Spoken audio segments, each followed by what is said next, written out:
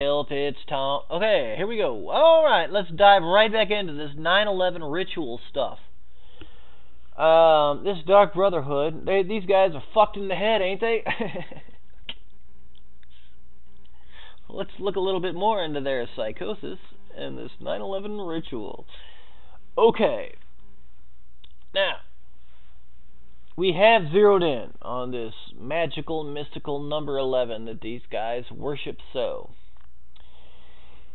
And so we may be asking ourselves now, I mean, I touched on this a little bit the other night, but why is this number 11 so important to the occultist? Like I was saying, I mean, the other night I was thinking, just one of the reasons. I mean, this number is really bizarre, but one of the reasons is because it is a total representative of polarity, the thing these guys worship. They're into earthly desire and gaining money and power and the material plane. And so what better numerical symbol is there of polarity than these two upstanding phallus symbols? Well, they're not, okay, let's just say they're not even phallic symbols. But they're two towers. They're two, what's the word? Yeah, but like the Twin Towers, it was built in the shape of a gigantic number 11. Two pillars, that's the word I was looking for. And so, what better way to symbolize polarity than to have a number that looks like two pillars? But I'm going to go into a little bit more of this. Westcott explains, so 11, quote, so 11 is the essence of all that is sinful, harmful, and imperfect. And once again, these occultists, he's talking about, he's looking at things from one side, because the 11, and especially people that are branded with this number, and their numerological readings, they can be quite bipolar. You can ask one group of friends and they would say, hey, this guy is an angel. He is a true class act and he is the best friend you'll ever have in your life. And then you can ask another group of people and they'll say, this guy is fucking evil. Don't ever fucking cross him. Yeah, so it's like, that's a good... I guess that's a good pictorial, mental pictorial representation of what the 11 is like.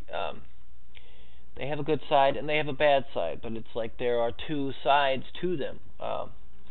So you see somebody with a lot of 11s in their readings, just hang back, because they can be great people. They can be really great people. They can be very charming. As an example, Ronald Reagan was. I'll list some famous people. That's another thing. These a lot of times these number 11 sort of slide into positions of fame and power, and really not even of their own accord. They just sort of get thrown in there because they're just naturally charming people. But people like Ronald Reagan. I know a lot of you people on the left are like, oh, that fucking bastard, he's not charming at all, I fucking hate him, and blah, blah, blah. But you gotta remember, people on the other side, they were totally enthralled with Ronald Reagan. They loved the motherfucker. So yeah, and a lot of these 11s fall into acting and more creative type endeavors. They're very creative type people. Benito Mussolini was an 11 master number in his numerology chart. And who else? Henry Kissinger. Who else? Interestingly enough, Jennifer Aniston. I don't know. She's a good actress, so... who else? Yeah, there's... shoot, I used to know a lot of these, who the number 11s were. Oh, yeah! Totally ironically enough, Osama bin Laden has the 11 master number as his life path in numerology. And it's basically, anybody who's like charismatic and charming and, well, not anybody, but that's just one of the characteristics of these type of people. However, on the other hand, if you're their friends, they're charismatic and charming. But if you're if they're not your friends, they don't really care about wiping out your whole family. So yeah, they can be a handful.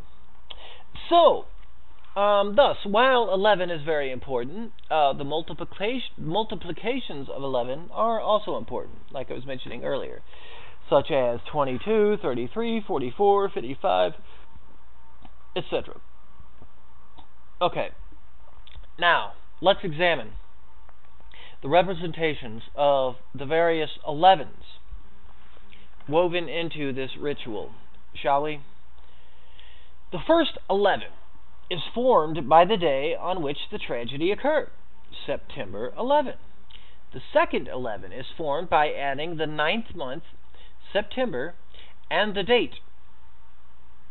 9 plus 1 forms another 11.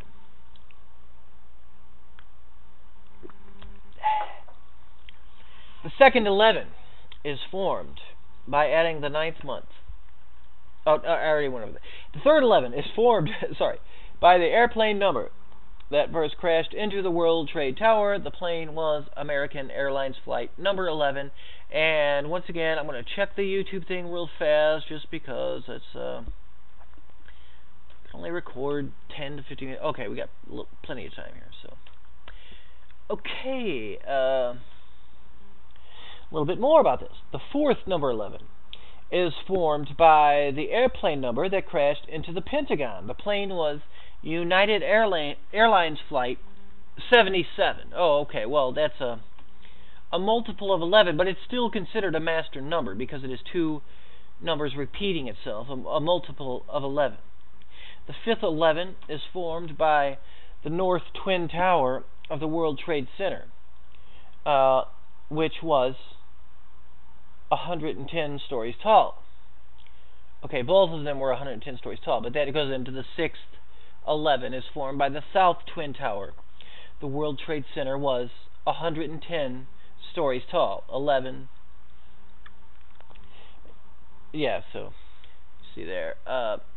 Yeah, in numerology, 110 would be looked at as 11 because you have one, or you have like I said, they usually try to reduce it to a single digit, but when it comes to master numbers, they try to leave those alone. So you got 11 plus a 0, and you have 11. Okay, so let's go on, shall we? The architecture of the Twin Towers looks like a big, huge, gigantic 11. Now, these people in the Dark Brotherhood, people obsessed with magic and magic rituals, they love to express their beliefs and their goals in architecture. Yeah, Freeman talks a lot about this. And so, many of the buildings of Washington, D.C. were created originally with occult symbols on them and in them. So, I mean, this can be exhibited by, you go down to the downtown area, you go down to your closest downtown area, any of you guys, go down to your closest city, the downtown area, go to the courthouse or what have you. Yeah, and you'll see all kinds of freaky designs all incorporated into the courthouse and the city hall and all that kind of stuff because it was all created by Masons. So, yeah, a lot of occult symbolism. These guys love that. This is the reason why the street designs are created in such a way as to form satanic symbols. Now, I don't know if you guys have seen this or not, but yeah, if you look at maps from space or up in the sky of Washington, D.C., the whole thing is laid out, yeah, like some kind of weird satanic drawing. There's satanic symbols everywhere, or occultic symbols everywhere within the street layout. The streets north of the White House form an inverted pentagram, for example, and the goat's head of Mendes, which is like I guess that's the symbol of Baphomet. That's one of the gods these Masons worship. I guess it all started back with the Knights Templar. Let me check out YouTube real fast just to make sure.